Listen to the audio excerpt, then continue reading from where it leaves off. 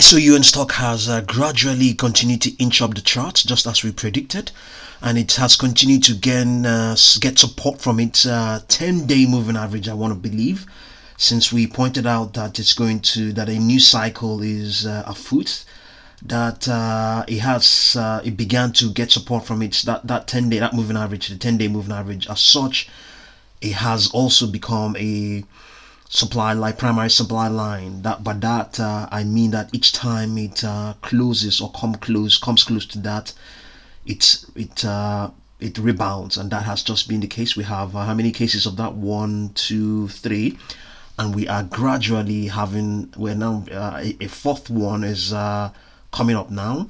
Fourth one is coming up, and each time it pivots from that primary supply line or its 10-day moving average. As things stand right now, it gains between 15 to 24%. It gains 15 to 24%.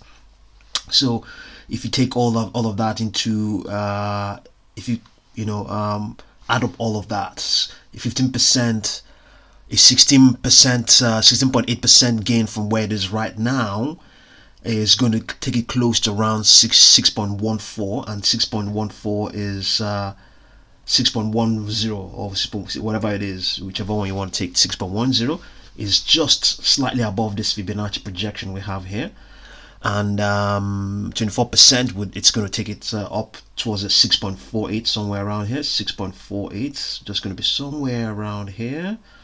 Yes, just somewhere around there. And we pointed out that in the last video that these are the sort of projections we have, and we also mentioned that these are the outside legs of the previous cycle. This is the outside leg. This is the first wave, the outer waves. They are roughly around between 19 to 20 sessions.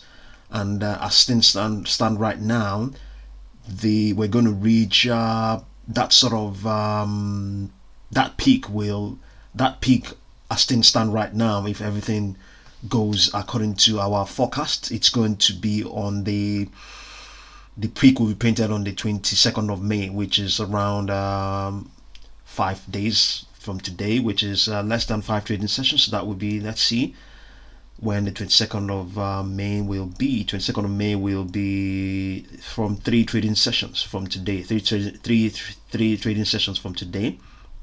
So there's every chance that this Fibonacci projection might be printed. Even though we had projections of around $7 or thereabouts earlier on, but that has the algo on this daily chart has since recalculated. So $7, yeah, 7.8 or thereabouts, 7.86 is no longer a Fibonacci projection. We actually have a higher projection of 10.13 now. But even at that, the $6 and some fraction, which 6.8 dollars or thereabout was our forecast for its 10-period moving average in the near term. So it's a mix of things. I think some of those numbers are still very much in play, and so we have 3 more days based on our calculations, based on our forecast. 3 more days for this peak to be reached. Who knows what's going to happen? Whether it's going to print anything higher.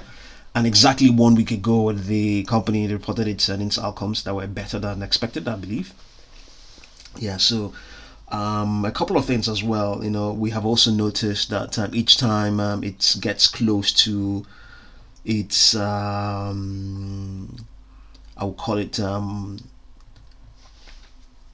price range, or lower upper price range. There's either a rebound or a retracement, and that is what we're looking at right now. It's pretty much in line with what's going on right now. As you can see, it's up 1.57. So this is a 2-week chart with a 4-hour interval.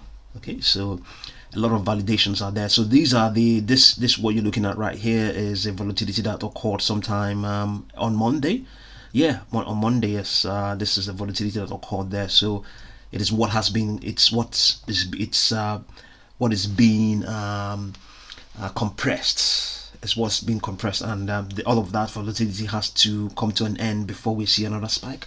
Who knows? We might see another spike by Monday. Who knows? We might see another one. But what we have been able to determine is that SoundHound is pretty much a predictable stock, and that has been that has been the case so far. And yeah, who knows?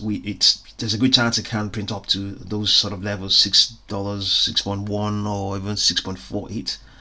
Yeah, and if it does, then there's a good chance that 7.8 might be printed. But the critical date we have there is 22nd of April, which is Wednesday the 22nd of April. There's a good chance that might be the end of this wave, the first wave of this second cycle.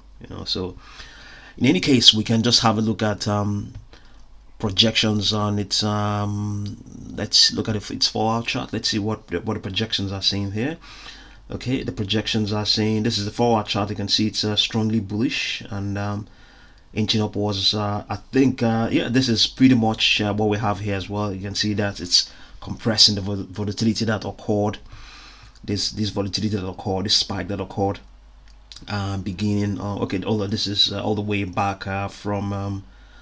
Okay, this is, I think, no, this is a bigger picture. This is the spike of this is the same cycle we're talking about here, but just with shorter intervals. It gives us a better picture of what's going on this 4-hour chart. So what we're looking at right now is just a contraction of this volatility that took it up to 5.52. So maybe we might see something. We might see something that we might see a strong momentum. And the good thing as well about SoundHound is that there's a good amount of cash flow into the stock. It's a good amount of it. We can clearly see it from the chart here. You can see on from this 4-hour chart, which is pretty much similar to the daily chart. There's a good amount of cash flow in it. That's instant. But volatility is also not that high as much, not that high as such. So it's also quite good as well. Quite good. There's a good amount of involvement as such. As such that it sustains my argument that the cash flow is there. Because even though we can see volatility spikes here, but they're not as much. You can see it's just gaining relatively small relative to huge multiple gains. The gains are just pretty much modest. But even though by other standards, they're still very much high. 15 to 22%. That's still very much high in a couple of maybe 2 to 3 sessions. That's still very much high. But in a bigger picture, the volatility, it's not that much that's keeping out. It's not that much that you now have that some market participants are now in the sidelines. It's not that bad. I mean, what I'm trying to say that when you have huge, significant amount of volatility, market participants who are using market orders are usually the people who are behind such momentums, and as such, all the other market participants who want to come in with all the other various type of orders, and usually they are usually in the majority, and usually they may have the most funds. They will be on the sidelines until things cool down. So as things stand right now, those guys are participating in what's going on. So I digressed, but I just wanted to point out here what the projections are saying here. 5.34 is what we have. It's 5.34. We have 5.45. We have 5.57, 5.773, 6.01. So that's 5.98 or 6.01. They're all very much in play. Just this projection is very much like the 6.1 we mentioned earlier on, as the sort of target we have for maybe come Wednesday the 22nd of May, maybe. And then the most upper projection here is 6.65 Okay, 6.65. We have 6.48. We were able to calculate 6.48. Who knows? Who knows? Let's see. But it will be really good. If it will be really good if we have a cycle, if we have this wave, a longer wave, it will be really good. But it's only the first of four. Hopefully first of four. The others might the last one or the fourth one might or is it the third one might give us something longer. Who knows? Let's see. Okay, so yeah, that's what's going on. Let's quickly have a look at its 1 minute chart here on Think and Swim. Let's have a look at its 1 minute chart and see what's going on. Yeah, it spiked. Yeah, you can see it spiked. This is a better picture of this, of sort of things that happens. So scalpers who are involved here, traders who are involved here, they are definitely, you can see it just continued to run on its upper channel, upper price line, just continued to run on it and spiked beyond that, and then we saw a retracement, and then below that as well we saw another spike back into the channel, and then again we're seeing right now we're going to see it rebound for sure. We're going to see it rebound. So we have a gain of 0.39. There's a good chance we're going to see something better than that. Let's just observe it. Already we're looking at that 0.57. Yeah, this is, I think, to a great extent because it's it's now currently below, or rather just right on its lower price line, lower price line. This is just a pattern we have observed. There's nothing new about this. It's just that there's nothing new about this. It's just that I've just been able to come across this pattern that plays out, especially on especially on stocks that are very highly volatile. So SoundHound not as volatile, but it's still very much in play here. We can see what's going on. The gain is now 0.59, so roughly 0.78. So it's moving up as I just predicted. It's moving up 0.78%.